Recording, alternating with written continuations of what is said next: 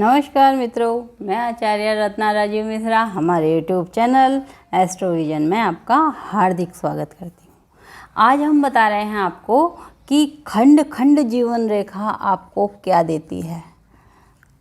खंड खंड का मतलब टुकड़े टुकड़ों में अगर जीवन रेखा हो तो वह आपको क्या देगा। तो जीवन रेखा जब खंडित होती है तो पहला मतलब निकाला जाता है कि स्वास्थ्य में परेशानी, लेकिन इसका दूसरा मतलब भी आता है आपको धन की हानि। यहाँ पर टुकड़े टुकड़ों में जीवन रेखा हमको तीन चीज़ बताती है। धन की हानि, दूसरा वो बताता है अपने को परिवार में परेशानी।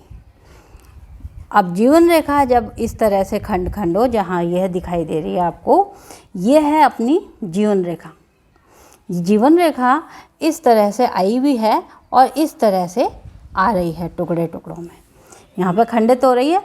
तो जीवन रेखा खंडित होने का मतलब हमेशा स्वास्थ्य परेशानी नहीं होती। क्यों कि हम यहाँ से स्वास्थ्य जरूर देख रहे हैं, और चीज़ें भी देखी जाती हैं कि हमारी विल पावर कैसी है, हृदय रेखा कैसी है।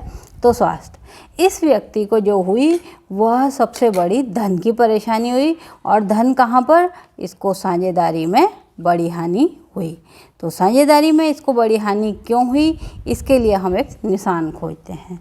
यह जा रही है इनकी भाग्य रेखा।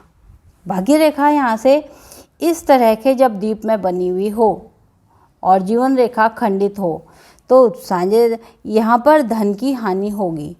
जब जीवन रेखा खंडित हो और भाग्य रेखा में कोई दीप हो या भाग्य रेखा कहीं ना कहीं पर टुकड़ों में विभाजित हो तो इंसान को धन की हानि होगी।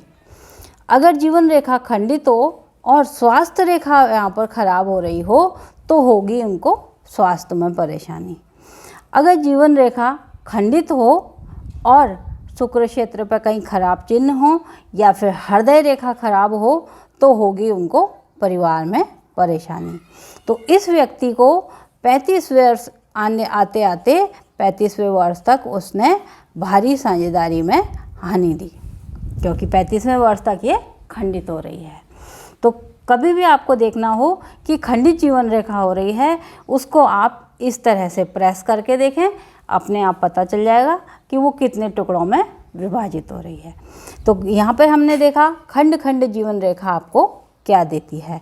अब अगर हम इसका उपाय बताएं कि इस तरह का उपाय करने के लिए हम क्या करें, तो सबसे पहले हमको भाग्य रेखा को सबल बनाना है, भाग्य रेखा को सपोर्ट करना है। तो भाग्य रेखा के हेतु अपने को क्या करना पड़ेगा, यहाँ पर हम बोलेंगे सबसे अच्छा इनको रहता है, इनको श्री सूक्त का पाठ करना चाहिए। श्री सूक्त का पाठ करना चाहिए।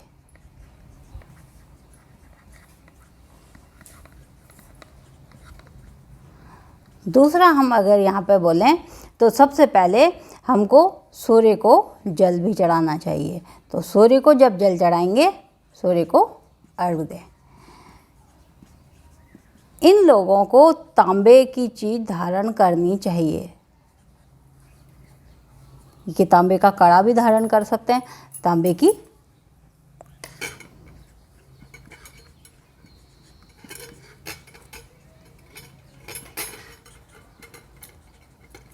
तांबे का कड़ा पहनना चाहिए। ये इनके सटीक उपाय हैं।